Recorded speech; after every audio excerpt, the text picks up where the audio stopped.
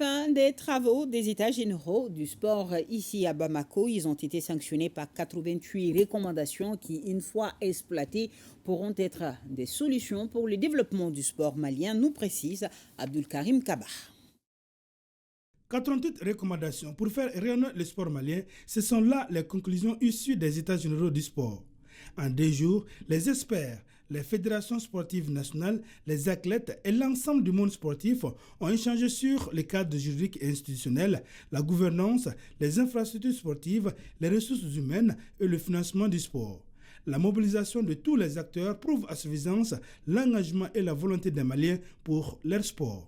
En mettant à votre disposition les résultats de nos efforts communs, de nos efforts à tous, nous avons tous une hantise. Elle est relative au sort qui sera réservé à ce précieux outil d'aide à la décision comptant 88 importantes recommandations. Nous souhaitons qu'il vous serve de bréviaire et de levain pour enclencher les réformes que le renouveau du sport malien appelle de tous ses voeux. Les dites recommandations s'avèrent très utiles. C'est pourquoi le ministre Fomba a rendu hommage au président de la transition pour son initiative et ses efforts pour le sport malien.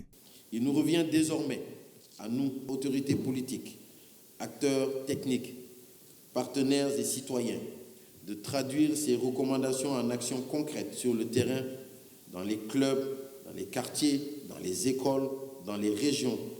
L'enjeu dépasse le cadre purement sportif.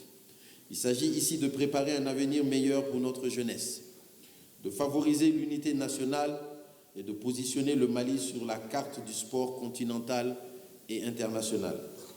Avec cette grande mobilisation, tout laisse à croire que cette grande concertation nationale est le début et des pistes de solutions pour que le sport malien puisse se développer davantage sur le plan continental et international.